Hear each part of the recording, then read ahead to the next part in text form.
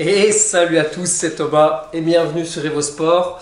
Salut à vous mes frères et sœurs Spondy, content de vous retrouver aujourd'hui parce que cette vidéo vous concerne. Ça y est, beaucoup l'ont demandé en commentaire, beaucoup l'ont réclamé. La seconde vidéo signalée est enfin sortie. Et il y en aura même une troisième, tu verras après celle-ci. Mais bon, je n'en dis pas plus pour l'instant. Donc merci à Sébastien, mon frère, et Flavio, un ami, qui se sont indirectement prêtés au jeu pour ces nouvelles idées repas. Donc quelques précisions par rapport à tout ce que tu vas voir. Donc premièrement, sache que dans ce que tu vas découvrir aujourd'hui, il y a pas mal de modes de cuisson excessifs qui ont été employés. Maintenant, je tiens à préciser que tous les aliments sont 100% signalés. Ok ? Donc, concernant les modes de cuisson excessifs, tu sais bien que je m'accorde de temps à autre des écarts de ce type-là, donc des écarts avec les modes de cuisson concernant ma diète qui est à plus de 90%, à plus de 90% signalée. D'ailleurs, si tu es nouveau sur la chaîne et que tu débarques, j'avais déjà fait une première vidéo sur le sujet qui représente en grande partie ce que je mange le plus régulièrement. Donc dans les plats que je présente dans la première vidéo, je te mettrai la vignette ici si jamais tu ne l'as pas vue, mais à part les fruits et les légumes, en fonction des saisons, pas grand chose qui change, quoi. C'est comme ça que je me nourris en général. Donc voilà, attention au mode de cuisson. Si tu commences le régime signalé et que tu veux un maximum de bénéfices concernant les symptômes de la spondie, fais-le à fond et fais gaffe à ces modes de cuisson, d'accord? Ça doit être très occasionnel.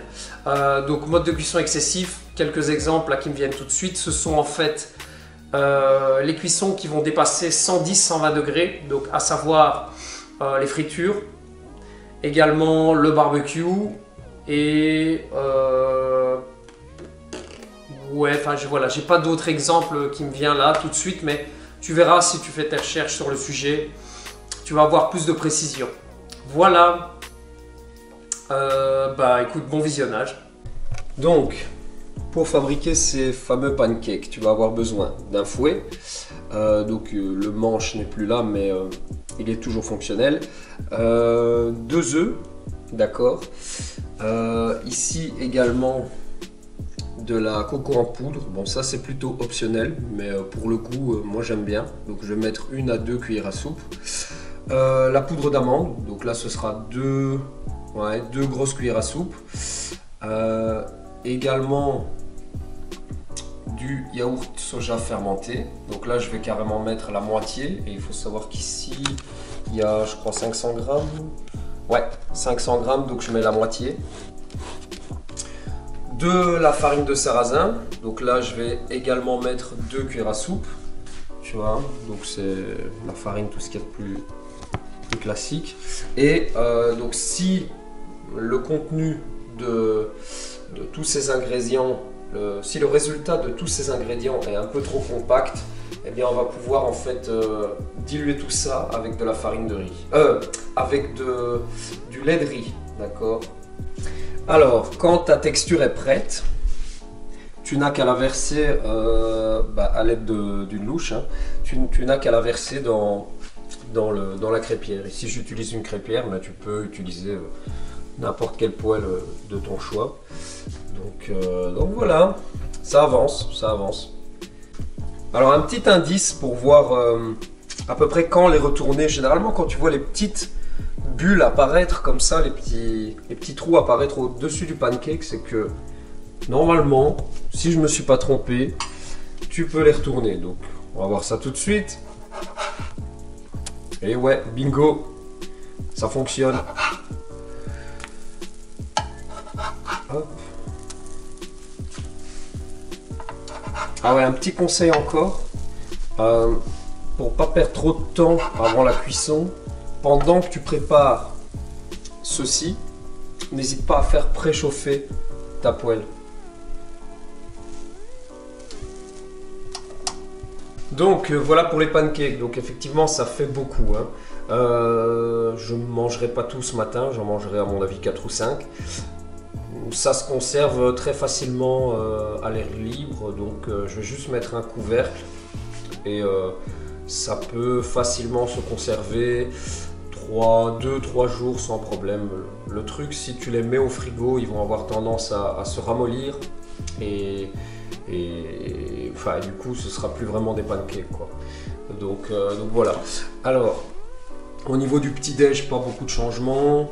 Donc toujours les œufs. Ici j'ai un demi avocat.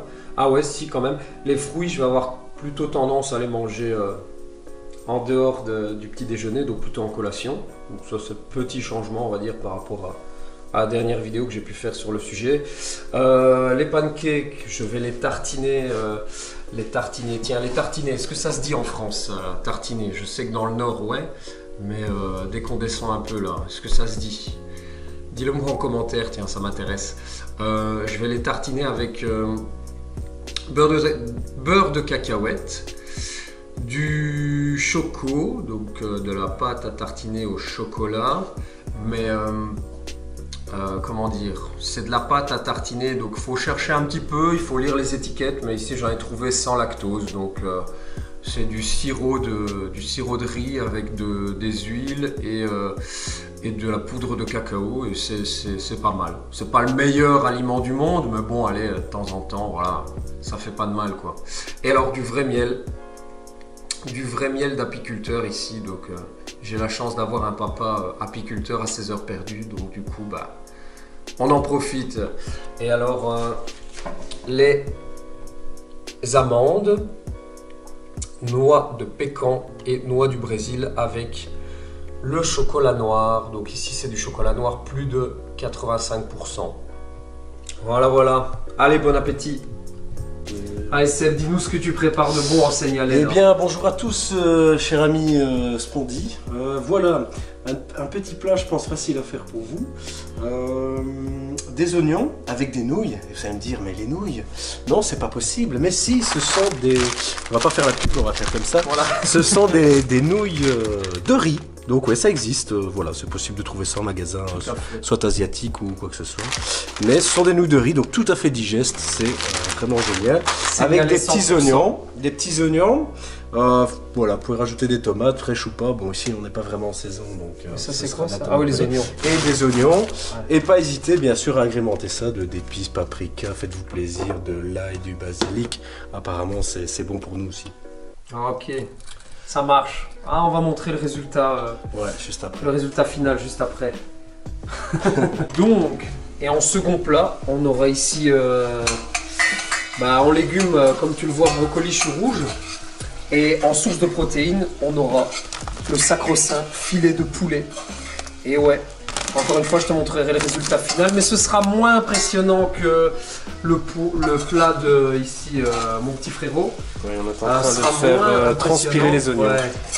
C'est mon mode de cuisson, pas très signalé, mais allez, c'est pour le goût. Donc comme je disais, ce sera moins impressionnant, étant donné que je mettrai tout ici dans ce magnifique cuiseur vapeur. Donc voilà, la cuisson se passe bien. Moi je disais que c'était pas très signalé, mais tu peux observer que c'est à feu doux. C'est à feu très doux, tu vois. Et que... Oh, l'attaque est dégueulasse. Faudra que je la nettoie. Bon, c'est pas grave, c'est du détail. Et ici, même chose, donc le poulet, il est là, avec le chou. Et j'ai mis environ 25 minutes à feu doux.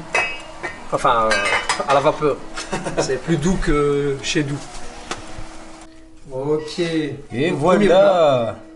Premier plat, voilà tête que ça. Hop.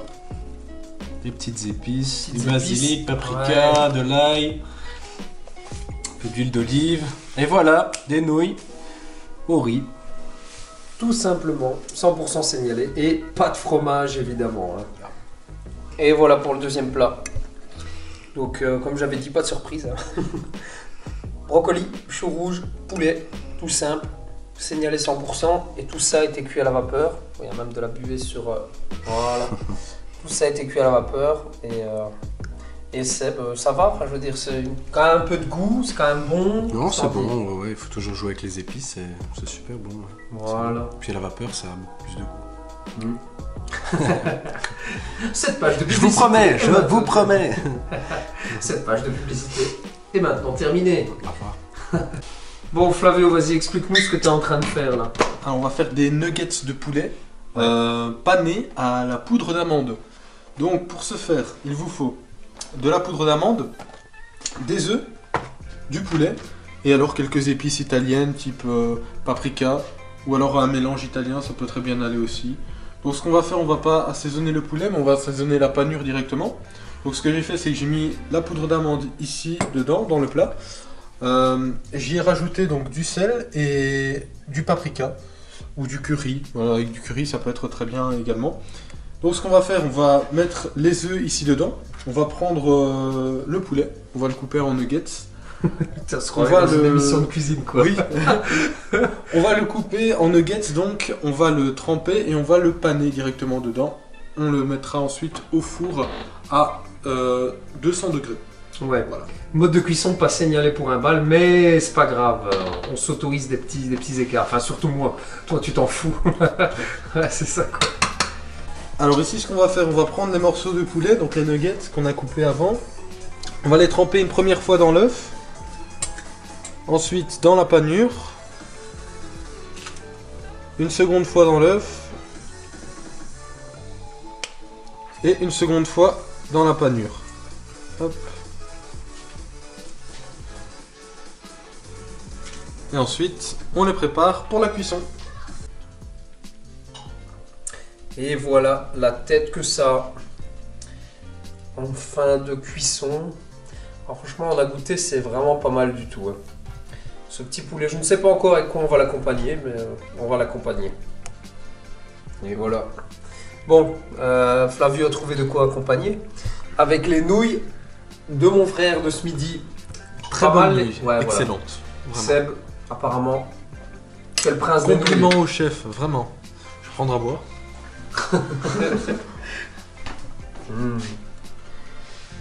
Bon, ça manque de légumes, mais c'est pas pour une fois. Allez.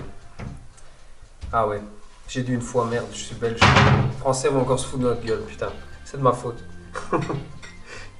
Et voilà, vidéo terminée. Donc j'espère que ça t'aura plu, que tu as quelques idées supplémentaires. N'hésite pas à réagir en commentaire, comme d'habitude, si tu as peut-être des petites questions sur le sujet, ou si tu as d'autres idées, ou peu importe, d'accord? N'hésite pas à laisser ton empreinte commentaire. Tu es le bienvenu dans cet espace-là. Tu fais partie de la communauté, qui est de plus en plus nombreuse d'ailleurs. Merci à vous. Donc pour les nouveaux, bah, écoutez, bienvenue. Si c'est la première vidéo que vous voyez sur ma chaîne, bienvenue. Si c'est la seconde vidéo que vous voyez, je veux bien être compréhensif, mais si c'est la troisième, soyez logique, on est amené à se revoir, donc abonnez-vous, ok? N'hésitez pas à liker, à partager si ça vous a plu, et on se retrouve bientôt pour la prochaine vidéo. Salut!